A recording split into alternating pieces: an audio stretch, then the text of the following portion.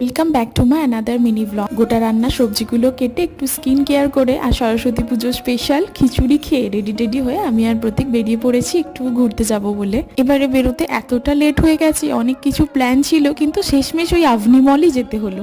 প্রতীক ট্রেনে উঠলে এই ঝুড়ির চাট খাবে না এমনটা হয় না। ওর হাজার খিদে পাক না খিদে পাক পেট ভর্তি থাক ও খাবেই মোটামুটি, অথচ বাড়িতে খাবার খেতে চায় না। আর আমার না আজকে সকালের বলো আর দুপুরের দুটো লুকই খুব পছন্দ হয়েছে।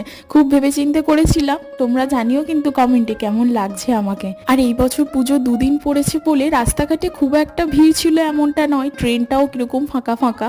অন্য বছর তো একদম ট্রেনে ওঠার জায়গা পাওয়া যায় না। আর এই যে এনার পুরানো অভ্যাস, ট্রেনে উঠলেই ঘুমিয়ে পড়ে। গোটা রান্না আমার দুই বাড়িতেই আছে, তাই মায়ের কাছে গিয়েছিলাম গোটা রান্না নিতে, ওটা দিদিকে দিতে যেতে হবে।